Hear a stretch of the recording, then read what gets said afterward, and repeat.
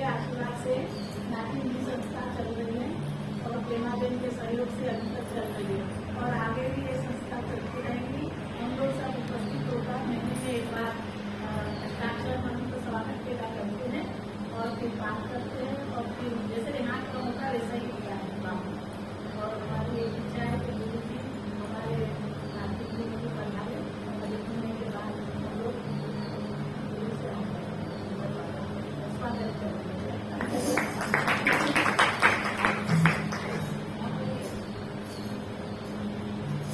अपने यहाँ अपने देश में या अपने जगहों में जहाँ पर अधर्म फैलता है बहुत, तो भगवान या तो स्वयं आते हैं या तो अपने ही अंश अवतारों में किसी को अवतरित करते हैं जो यहाँ पर आके धर्म की रक्षा करते हैं, अधर्म का को दूर करते हैं और धर्म की रक्षा करते हैं। उसी कड़ी में यानी भगवान भी कैसे आते हैं और कैसे किसी को भेजते हैं, बहुत उसमें भी कसौटी रहती है। काकरवाड़ में दक्षिण की तरफ यज्ञ नारायण भट्ट यज्ञ कर रहे थे, तो उसमें आकाशवाणी हुई कि जब आपके 100 यज्ञ पूरे होंगे तब आपके यहाँ मैं अवतार लूंगा। तो यज्ञ नारायण भट्ट, वल्लभ भट्ट, गंगाधर भट्ट और फिर लक्ष्मण भट्ट, इन्होंने जब पूरे 100 यज्ञ पूरे किए तब हमारे महाप्रभु जी का प्रागट हुआ। और कहाँ आपने हुआ? पढ़ा है उसको, आपने हमने जो भेजा था वो पढ़ा है। नहीं हम तो बोलते रहते, हम तो कोई बोलते। अच्छा, इनका जन्म भी कहाँ हुआ सोचिए, चंपारण के गांव में। उस समय मिलेच्छों का बहुत उपद्रव था, तो गांव उधर ये लोग बहुत यानी विक्षिप्त थे, भाग के सब इधर उधर जा रहा था लोग, क्योंकि उस समय मिलेच्छों का बहुत ही आतंक था। तो उनको लंबा गालू के पेट में महाप्रभु जी थे, तो वहाँ पर 7 ही महीने में उनको करवा दिया जंगल में ही। तो जब महाप्रभु प्रकट हुए तो वो रोए नहीं, तो माँ ने सोचा कि ये तो मृत है, तो उनको ऐसे लपेट के वहाँ जमीन में छेद था, उसमें कोटा जो होता है ना, उसमें उनको रख दिया और ये लोग चले गए। फिर क्या हुआ थोड़ी देर में कि वहाँ पेड़ के चारों तरफ अग्नि प्रकट हो गई और बालक खेलने लगा। फिर गांव वालों ने कहा कि अरे ये कैसा क्या है, देखा सबने। फिर डुबुरिया पीटी, उस समय क्या सबको सूचना देनी रहती थी ना, तो एक आदमी डुबुरिया पीटता था, सबको खबर देता था। तो कहा कि जिसका ये बालक होगा तो अग्नि उसको प्रवेश करेगी, यानी स्थान रास्ता देगी और ये उसका बालक होगा। तो फिर लंबा गारू को भी शब्द भी उन लोगों को हुआ, फिर वो लोग यहाँ पर आए तो पूरे गांव के लोग जुट गए। फिर जैसे ही आते उनके स्तन से एकदम से दूध की धार बह गई और बालक अग्नि ने रास्ता दिया और बालक को लेके लंबा गारू काशी आई। काशी में पड़ा, काशी में ही उनका सभी संस्कार हुआ है, विवाह कभी सभी यहाँ पर हुआ। कहने का हमारा मतलब ये कि आज हम लोग जो ये जप यज्ञ कर रहे हैं, नित्य लीला शरद बल्लभा बेटी जी और कृष्ण प्रिया बेटी जी, ये लोग की शादी हो गई थी, फिर भी पता नहीं क्यों उनको तो समाज में सुधार करना था, समाज को ऊपर लाना था। उस समय यहाँ की काशी की जनता को एक पाठ भी नहीं आता था, कुछ भी नहीं आता था। आज 60 बरस से हम भी संस्था से जुड़े हुए हैं, 80-82 बरस की हमारी भी उम्र हो गई, लेकिन बता रहे हैं आपको पहले का इतिहास कि यहाँ पर कुछ भी नहीं था। दोनों दीदियों ने कृष्ण प्रिया बेटी जी से समाज सुधार के लिए श्री सुधादेव जप यज्ञ समिति की स्थापना करी। जप यज्ञ मतलब यहाँ भी सोचिए, हम तो 60 बरस से देख रहे हैं अनवरत यहाँ हस्ताक्षर मंत्र चलता है और रात भर 24 घंटे ऐसे यहाँ पर होता रहा और बहनों ने सबने खूब इसमें समझ लीजिए योग किया है और अपने को घिस डाला है। आज हम लोग जो फल खा रहे हैं ना, वो हमारे बड़ों की देन है। आज दीदी ने जो कुछ भी हम लोग को दिया है, मतलब उसमें भी लाई है। आज दीदी को कैसे वल्लभ मिले, गति अगर सुनिए तो कैसे क्या होता, लेकिन नहीं, इतना संघर्ष करके इतना भगवत नाम ऊपर जब आया है तब हमारे वल्लभ हमारे सामने आने लगा। ऐसे नहीं है, साधारण मत समझिएगा। आज महाप्रभु जलनाथ जी के 7 बालक, उसी 7 बालक की जितनी भी आप यहाँ हिंदुस्तान में देख रही है बल्लभपुर, उन्हीं की सब खाती है और उन्हीं की देन है। और अनवरत ये लोग भी जो आगे आ रहे हैं, खोज खोज के सभी जितनी भी बैठक महाप्रभु जी की है, जो उनके ग्रंथ है, सबका आप लोग भी खूब अनुवाद और सब कुछ प्रसार कर रहे हैं। तो हम वैष्णव का ये धर्म है कि हम उनसे जुड़े और उसको आगे बढ़ाएं। आज इस संस्था से सुधादेव जप यज्ञ समिति को भी बने 70 वर्ष के ऊपर हो गया। आज जीजी को भी गए कितने साल, 15 साल तो हमारी छोटी जीजी हो गया। तो सोचिए अनवरत वो चीज चली आ रही है, तो हम लोग को इसको छोड़ना नहीं है। आज उन्हीं की कृपा से हम लोग इतना भगवत नाम ले पाते हैं। जो इस संस्था से जुड़ा है उसको कम से कम मंगलाचरण, यमुनाष्टक और सर्वोत्तम तो आता ही आता होगा। और देखिए भगवान की कृपा है, आज उस मंदिर में भी देखिए या यहाँ पर भी देखिए, कहीं पर भी आप देखिए, सब जगह लोग आगे बढ़ने की कोशिश कर रहा है। और हमारी यही प्रार्थना है कि आप लोग भी इसमें घुस के नहीं आता, महाराष्ट्र से पूछिए, बहू जी से पूछिए, आपको खोज के सब चीज का उत्तर मिलेगा। लेकिन यह है कि हमको उसको जानने की इच्छा जाननी चाहिए।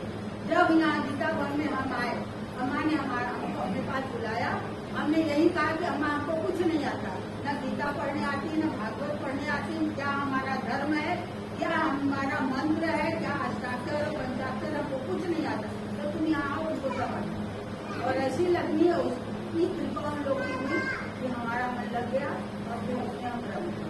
और अभी भी हमारा यही ध्येय रहता है कि इस संस्था को आगे इस तरह से बढ़ाया जाए और वैष्णव कैसे एकजुट हो और अपना कुटुंब जो वसुदेव कुटुंब है, वो बराबर का थी अपना तो वसुदेव कुटुंब है, उसको कैसे बढ़ाया जाए। तो आप लोग पीछे मत रखिए, अपने आगे आने वाली पीढ़ियों को भी उत्साहित करिए, इनाम दीजिए। यहाँ से आपको मुक्ति है और कहीं से नहीं, क्योंकि कहीं भी आप चले जाइए आपको शांति नहीं मिलेगी, लेकिन यहाँ आके आपको शांति मिलेगी। हम लोग हमारा तो पूरा अनुभव इससे सुख हर एक जीवन में, हर एक के जीवन में आता है। और लेकिन ये है कि ये भगवत नाम की शक्ति ऐसी होती है कि अपने को एनर्जी मिलती है, हमारा मन जो है वो दृढ़ होता जाता है, उसको सहने की क्षमता होती है, हम लोग आगे बढ़ते हैं। और बस उनकी हम लोग के ऊपर निर्भर है, उनका हम लोग साथ दें और इसी तरह बढ़ते रहें और अच्छी बढ़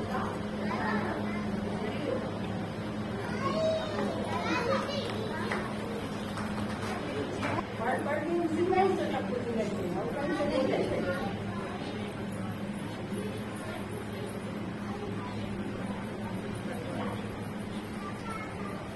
पूज्य नायना अम्मा एवं आंटी एवं यहाँ उपस्थित समस्त वैष्णवजन, तारो बहन का सुन के बड़ी प्रसन्नता हुई। सही नायना आज्ञा कर रहे हैं कि बहुत सारी वस्तुएं उसमें भेजी गई हैं, उसमें से कुछ वस्तुओं का ज्ञात कराया यहाँ पर जो अनभिज्ञ हैं वैष्णव।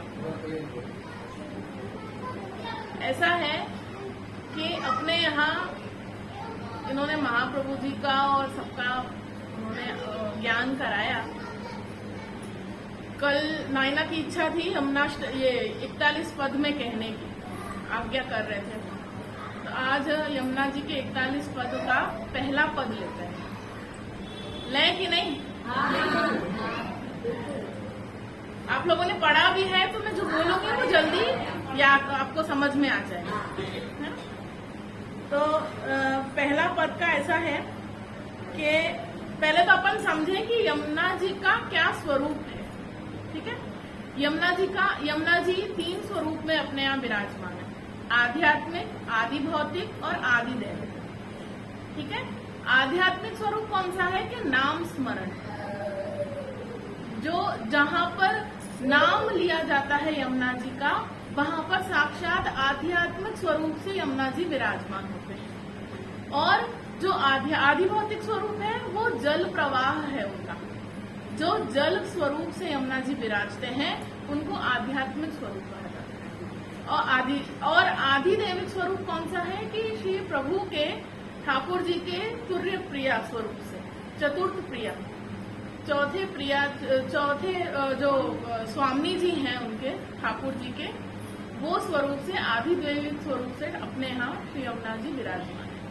ऐसे यमुना जी के 3 स्वरूप हैं और तीनों स्वरूप से यमुना जी बराबर अपन पे कृपा करते हैं।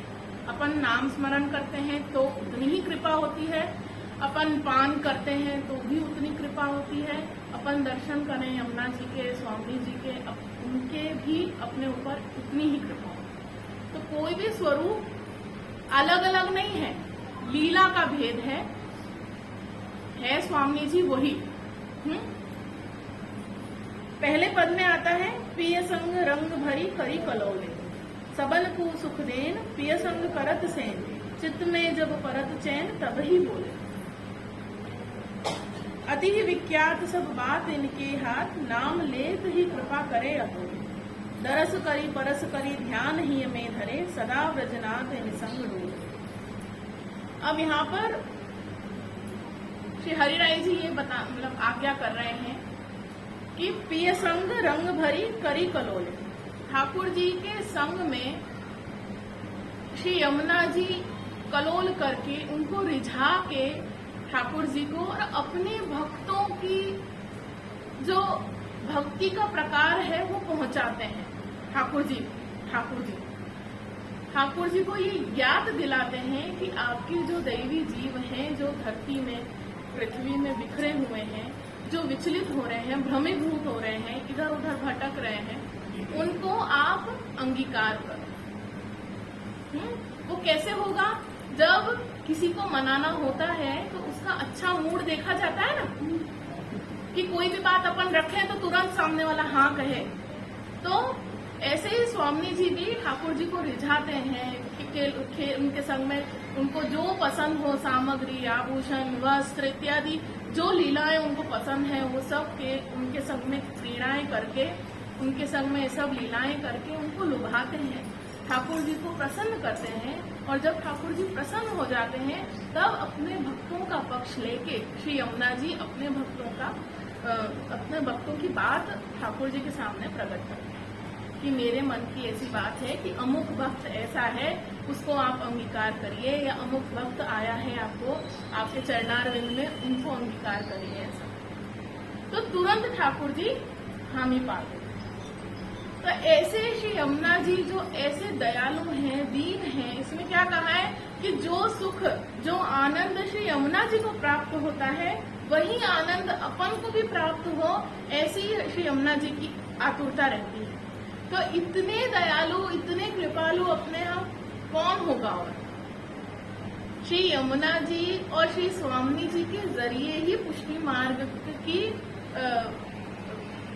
दरवाजा यूं कह लो, अगर अपन अंदर जाएं, पुष्टि मार्ग में घुसे, तो कैसे ठाकुर जी की तरफ कैसे बढ़ेंगे कि श्री यमुना जी के और श्री स्वामी जी की तरफ से ही अपन डायरेक्ट ठाकुर जी की को पा नहीं सकते। समझ रहे हो मेरी बात? अपन कभी भी ठाकुर जी को डायरेक्ट नहीं अपन पा सकते। क्यों? क्योंकि ठाकुर जी इतनी क्रीड़ाओं में, इतनी लीलाओं में मग्न रहते हैं कि ठाकुर जी को ध्यान नहीं रहता है कौन से जीव कैसे, उनको बताने वाला, उनको लुभा के प्रसन्न करके अपनी बात, भक्तों की बात को ठाकुर जी तक पहुंचाने के लिए कौन है कि श्री यमुना जी हैं, श्री स्वामी जी हैं, गिरिराज जी हैं। ऐसे जो स्वरूप हैं वो अपने लिए हैं। ठाकुर जी जो हैं वो अपने लिए हैं।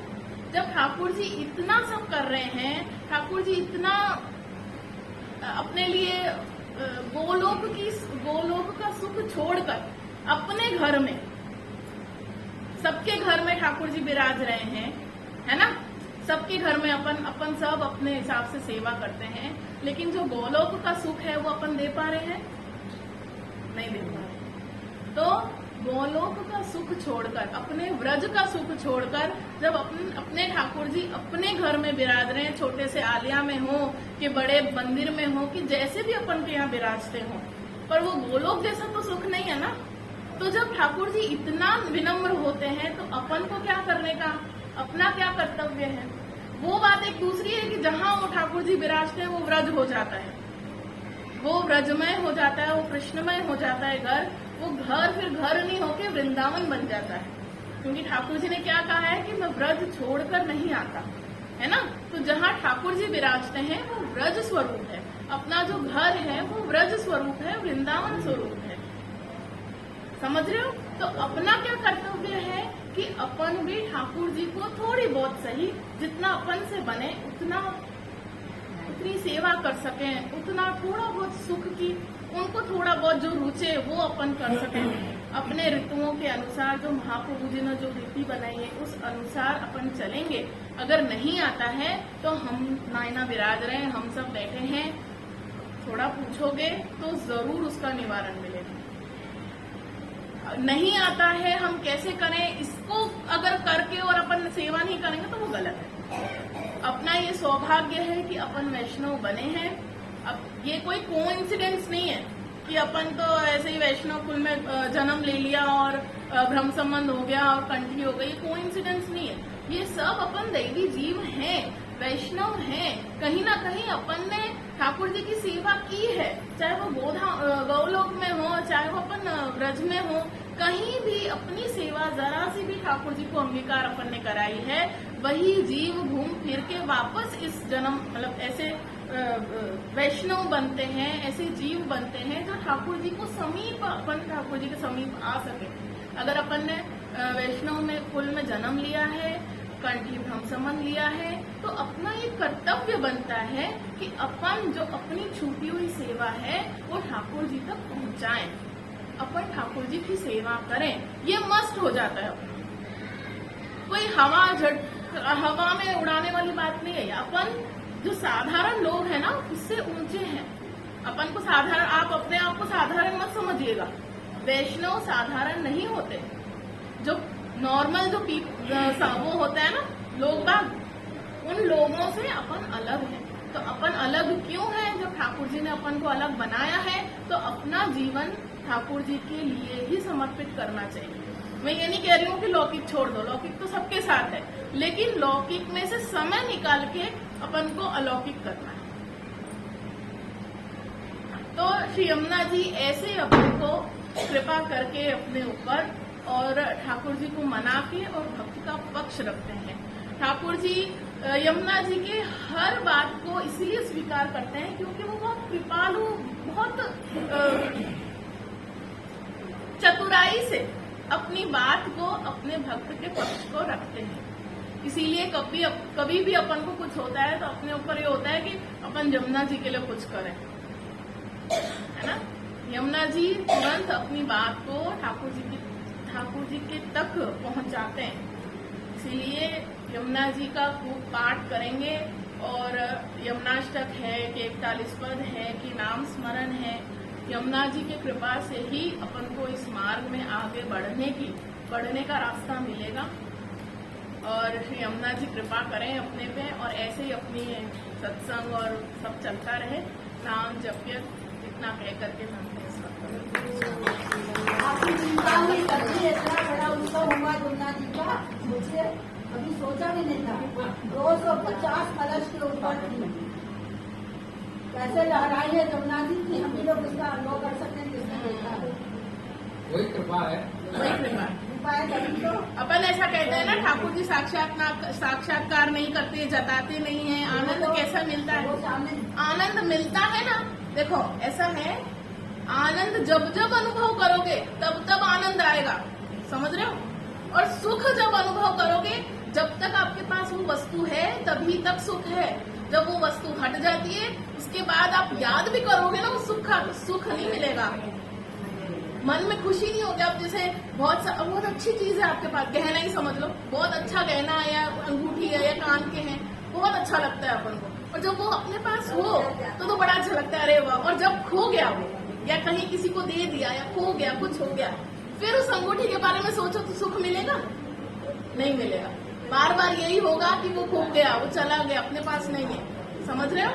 और वही जब अपन ने थोड़ा सा फूल माला भरा या थोड़ी अपन ने सेवा कर ली, कोई भी वस्तु जो सेवा में, अगर अपन ने गद्दी भी उठा के यहाँ से यहाँ रखी और अपन एक बार भी रात को बैठे और सोचे कि अरे हमन अपने भाग्य में ऐसा मिला, आज तो मैंने फूल भरे, आज मैंने ये गद्दी सरकाई, कि आज मैंने ये मनोरथ की तैयारी करवाई, कि आज मैंने ये माला किया, ऐसे सोचने पर भी वो आनंद की जो महसूस होता है ना, आनंद की प्राप्ति होती है, उसे आनंद कहते हैं, उसे कृपा कहते हैं। वो जब जब अपन सोचेंगे तब तब अपन को आनंद मिलेगा। सुख जब जब सोचेंगे तब सुख नहीं मिलेगा, इसे कहते हैं।